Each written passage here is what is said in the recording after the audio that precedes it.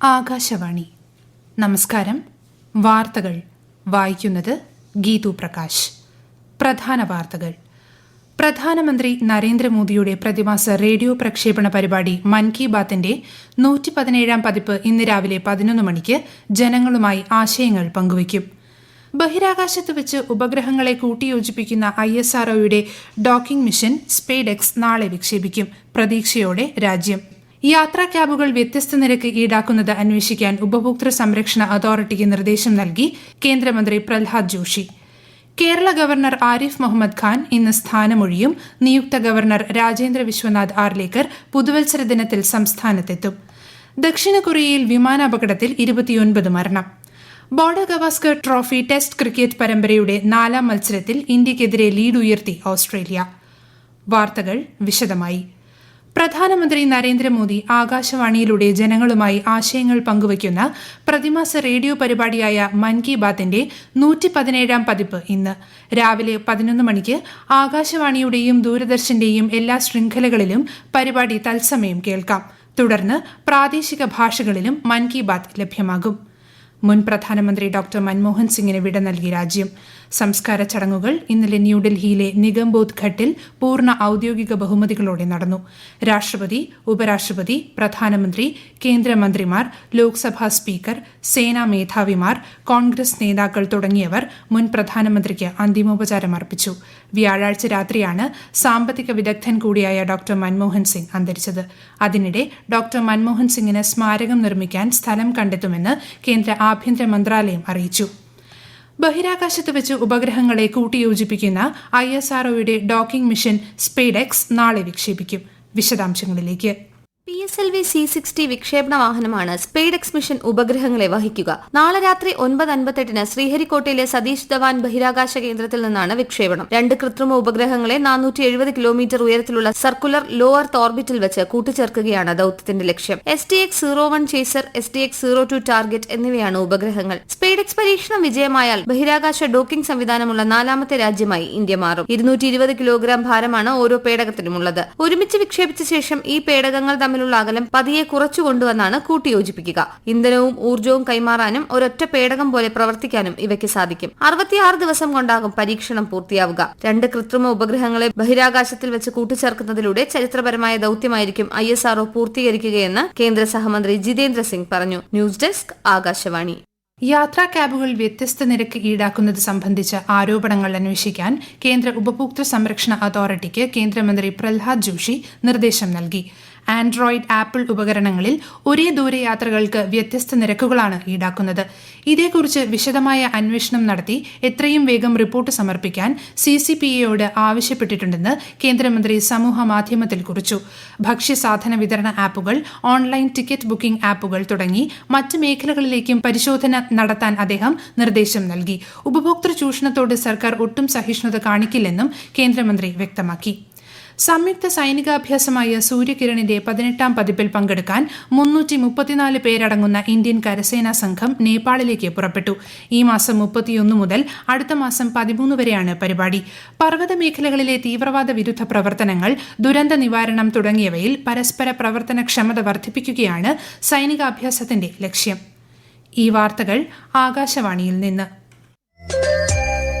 ആകാശവാണി വാർത്തകളും വാർത്താധിഷ്ഠിത പരിപാടികളും All India Radio News Thiruvananthapuram YouTube ചാനലിലും All India Radio News Thiruvananthapuram Facebook പേജിലും AR News_ തിരുവനന്തപുരം ഇൻസ്റ്റഗ്രാം അക്കൌണ്ടിലും AR News_TVM X ഹാൻഡിലും ലഭ്യമാണ്.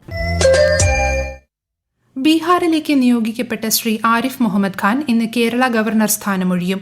ഇന്ന് കൊച്ചിയിൽ നിന്ന് ഡൽഹിയിലേക്ക് അദ്ദേഹം യാത്ര തിരിക്കും. രാജ്യത്ത് ഔദ്യോഗിക ദുഃഖാചരണമായതിനാൽ യാത്രയയപ്പ് ചടങ്ങ് റദ്ദാക്കിയിരുന്നു. നിയുക്ത കേരള ഗവർണർ രാജേന്ദ്ര വിശ്വനാഥ് ആർലേക്കർ പുതുവത്സര ദിനത്തിൽ കേരളത്തെത്തും. ജനുവരി 2-ന് അദ്ദേഹം സത്യപ്രതിജ്ഞ ചെയ്ത് അധികാരമേൽക്കും. 63ാമത് കേരള സംസ്ഥാന സ്കൂൾ കലോത്സവം ശനിയാഴ്ച തിരുവനന്തപുരത്ത് ആരംഭിക്കും. ജനുവരി 8 വരെ 5 ദിവസങ്ങളിലായി നടക്കുന്ന കലോത്സവം മികച്ച രീതിയിൽ സംഘടിപ്പിക്കുന്നതിന് ഒരുക്കങ്ങൾ പൂർത്തിയാകുന്നതായി മന്ത്രി വി ശിവൻകുട്ടി പറഞ്ഞു. മകരവിളക്ക് മഹോത്സവത്തിനായി ശബരിമല ക്ഷേത്രനട നാളെ വൈകിട്ട് തുറക്കും. ജനുവരി 14-നാണ് മകരവിളക്ക്. വിശദാംശങ്ങളുമായി ആകാശവാണി പത്തനംതിട്ട ജില്ലാ പ്രതിനിധി ശ്രീജി എസ് ശ്രീധർ. സന്നിധാനത്തും പരിസര പ്രദേശങ്ങളിലും മകരവിളക്കിന് കുറ്റമറ്റ ക്രമീകരണങ്ങൾ ഉറപ്പാക്കാൻ ദേവസ്വം വകുപ്പ് മന്ത്രി VN വാസവന്റെ നേതൃത്വത്തിൽ പത്തനംതിട്ട കളക്ടറേറ്റിൽ അവലോകന യോഗം ചേർന്നു. മകരവിളക്ക് വ്യൂ പോയിന്റുകളിൽ സുരക്ഷ ഉറപ്പാക്കും. തീർത്ഥാടന പാതയിലെ ആരോഗ്യ കേന്ദ്രങ്ങൾ 24 മണിക്കൂറും പ്രവർത്തിക്കും. വന്യമൃഗ ഭീഷണിയുള്ള സ്ഥലങ്ങളിൽ വനംവകുപ്പ് പ്രത്യേക ജാഗ്രത പുലർത്തണം.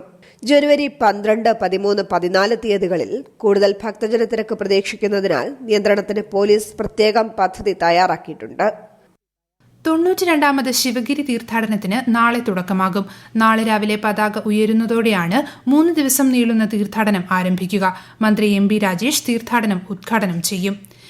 ഹിമാചൽ പ്രദേശ്, ജമ്മു കശ്മീർ തുടങ്ങിയ ഇടങ്ങളിൽ മഞ്ഞുവീഴ്ച ശക്തമായതോടെ വിനോദസഞ്ചാരികൾക്കുൾപ്പെടെ ജാഗ്രതാ നിർദ്ദേശം. ലഡാക്കിൽ ശക്തമായ മഞ്ഞുവീഴ്ചയെ തുടർന്ന് കാർഗിലിലേക്കുള്ള റോഡ് ഗതാഗതം തടസ്സപ്പെട്ടു. കാർഗിലിനെയും ശ്രീനഗറിനെയും തമ്മിൽ ബന്ധിപ്പിക്കുന്നതും കാർഗിലിനെയും സാസ്കറിനെയും തമ്മിൽ ബന്ധിപ്പിക്കുന്നതുമായ 2 ദേശീയ പാതകൾ അടച്ചു. ശ്രീനഗറിലേക്കുള്ള വിമാന സർവീസുകളും റദ്ദാക്കിയിട്ടുണ്ട്. അടുത്ത 3 ദിവസം രാജസ്ഥാൻ, പഞ്ചാബ്, ഹരിയാന, ചണ്ഡീഗഡ്, ഉത്തർപ്രദേശ് എന്നിവിടങ്ങളിൽ കനത്ത മൂടൽമഞ്ഞിനും സാധ്യതയുണ്ട്. മധ്യപ്രദേശിൽ ഇടിമിന്നലോടുകൂടിയ ആലിപ്പഴ വർഷത്തിന് സാധ്യതയെന്നും കാലാവസ്ഥാ വിഭാഗം അറിയിച്ചു. ദക്ഷിണ കൊറിയയിൽ വിമാനാപകടത്തിൽ 29 മരണം, 175 യാത്രക്കാരും 6 ക്രൂ അംഗങ്ങളും അടങ്ങുന്ന ജെജു എയർലൈൻസിന്റെ വിമാനമാണ് അപകടത്തിൽപ്പെട്ടത്. തായ്ലൻഡിൽ നിന്നും ദക്ഷിണ കൊറിയയിലെ മുവാൻ വിമാനത്താവളത്തിൽ ലാൻഡ് ചെയ്യവേ പക്ഷിയിലിടിച്ച് റൺവേയിൽ നിന്ന് പുറത്തേക്ക് തെന്നി മതിലിലിടിച്ച് തീ പടർന്നാണ് അപകടമുണ്ടായത്. മരണസംഖ്യ ഇനിയും ഉയരാൻ സാധ്യതയുണ്ട്. 38 പേരുടെ മരണത്തിനിടയാക്കിയ വിമാന ദുരന്തത്തിൽ അസർബൈജാൻ പ്രസിഡന്റ് ഇൽഹാം അലിയേവിനോട് ക്ഷമാപണം നടത്തി റഷ്യൻ പ്രസിഡന്റ് വ്ളാദിമിർ പുടിൻ. റഷ്യയുടെ വ്യോമമേഖലയിൽ വെച്ച് ദാരുണമായ സംഭവം നടന്നതിന് പിന്നാലെയാണ് പുടിന്റെ പ്രതികരണം. യുക്രൈനിൽ ബുധനാഴ്ച ഡ്രോൺ ആക്രമണം നടത്തിയതിനാൽ തങ്ങളുടെ വ്യോമ പ്രതിരോധ സംവിധാനം സജീവമായിരുന്നെന്നും റഷ്യ പറഞ്ഞു. അതേസമയം വിമാനം വെടിവെച്ചിട്ടെന്ന് സമ്മതിക്കാനോ ഉത്തരവാദിത്വം ഏറ്റെടുക്കാനോ റഷ്യ തയ്യാറായില്ല. മെൽബണിൽ നടക്കുന്ന border Gavaskar trophy test cricket പരമ്പരയുടെ 4ാം മത്സരത്തിൽ ഇന്ത്യക്കെതിരെ ഓസ്ട്രേലിയയ്ക്ക് 158 റൺസിന്റെ ലീഡ്. ഉച്ചഭക്ഷണത്തിന് പിരിയുമ്പോൾ ഓസ്ട്രേലിയ 2 വിക്കറ്റ് നഷ്ടത്തിൽ 53 റൺസ് എടുത്തിട്ടുണ്ട്. 4ാം ദിനം മത്സരം പുനരാരംഭിച്ചപ്പോൾ തന്നെ അവസാന വിക്കറ്റും നഷ്ടമായ ഇന്ത്യയുടെ 1ാം ഇന്നിംഗ്സ് 369 റൺസിന് അവസാനിച്ചു. സന്തോഷ് ട്രോഫി ഫുട്ബോളിന്റെ സെമി ഫൈനൽ മത്സരങ്ങൾ ഇന്ന് ഉച്ചയ്ക്ക് 2 മണിക്ക് ബംഗാൾ സർവീസസിനെയും രാത്രി 7:30 കേരളം മണിപ്പൂരിനെയും നേരിടും. ISL ഫുട്ബോളിൽ കേരള ബ്ലാസ്റ്റേഴ്സ് ഇന്ന് ജംഷഡ്പൂർ FCയുമായി ഏറ്റുമുട്ടും. രാത്രി 7:30 ജംഷഡ്പൂരിലാണ് മത്സരം. വസ്ത്രധാരണ ചട്ടങ്ങൾ ലംഘിച്ചതിനെ തുടർന്ന് ലോക 1ാം നമ്പർ ചെസ് താരം മാഗ്നസ് കാൾസൺ ന്യൂയോർക്കിൽ നടന്ന FIDE world rapid blitz chess ചാമ്പ്യൻഷിപ്പിൽ നിന്ന് പിന്മാറി. പങ്കെടുക്കുന്ന എല്ലാവർക്കും നീതിയും പ്രൊഫഷണലിസവും ഉറപ്പാക്കുന്നതിനാണ് തങ്ങളുടെ വസ്ത്രധാരണ ചട്ടങ്ങൾ രൂപകൽപ്പന ചെയ്തിരിക്കുന്നതെന്ന് ചെസ് ഫെഡറേഷൻ വ്യക്തമാക്കി. അടുത്ത ദിവസം വസ്ത്രധാരണത്തിനുള്ള പിഴവ് നീക്കാമെന്ന് പറഞ്ഞിട്ടും ഫെഡറേഷൻ പിഴ ഈടാക്കിയെന്നും ഈ തീരുമാനത്തിൽ താൻ അപ്പീൽ നൽകില്ലെന്നും കാൾസൺ അറിയിച്ചു. പ്രശ്നം രമ്യമായി പരിഹരിക്കാൻ ഫിഡെ ഒന്നിലധികം തവണ ശ്രമിച്ചെന്നും എന്നാൽ കാൾസൺ തന്റെ തീരുമാനത്തിൽ ഉറച്ചു നിന്നതിനാലാണ് ടൂർണമെന്റിൽ നിന്ന് നീക്കിയതെന്നും FIDE deputy president Viswanathan Anand പറഞ്ഞു. എല്ലാ പുതിയ സ്മാർട്ട് ഫോണുകളും ടാബ്ലറ്റുകളും ക്യാമറകളും ഒരേ ചാർജർ ഉപയോഗിക്കണമെന്ന യൂറോപ്യൻ യൂണിയൻ നിയമം നിലവിൽ വന്നു. സിംഗിൾ ചാർജർ നിയമം യൂറോപ്പിലെ ജനങ്ങളുടെ ജീവിതം ലളിതമാക്കുമെന്നും ഉപഭോക്താക്കൾക്കുള്ള ചിലവ് കുറയ്ക്കുമെന്നും യൂറോപ്യൻ യൂണിയൻ സമൂഹ മാധ്യമത്തിൽ കുറിച്ചു. ഇനി മുതൽ യൂറോപ്യൻ യൂണിയൻ രാജ്യങ്ങളിൽ വിൽക്കുന്ന എല്ലാ ഉപകരണങ്ങൾക്കും യൂണിയൻ അംഗീകരിച്ച C-ടൈപ്പ് ചാർജർ പോർട്ട് നിർബന്ധമായും ഉണ്ടായിരിക്കണമെന്ന് നിർമ്മാതാക്കൾക്കും നിർദ്ദേശം നൽകിയിട്ടുണ്ട്. 21ാമത് തേർഡ് ഐ ഏഷ്യൻ ചലച്ചിത്രമേള അടുത്ത മാസം 10 മുതൽ 16 വരെ നടക്കും. മുംബൈയിലും താനെയിലുമായി നടക്കുന്ന മേളയിൽ 61 ചിത്രങ്ങൾ പ്രദർശിപ്പിക്കും. പ്രധാന വാർത്തകൾ വീണ്ടും.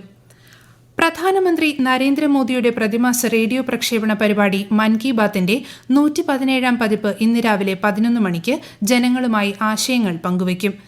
ബഹിരാകാശത്ത് വെച്ച് ഉപഗ്രഹങ്ങളെ കൂട്ടിയോജിപ്പിക്കുന്ന ISROയുടെ ഡോക്കിംഗ് മിഷൻ സ്പേഡെക്സ് നാളെ വിക്ഷേപിക്കും. പ്രതീക്ഷയോടെ രാജ്യം.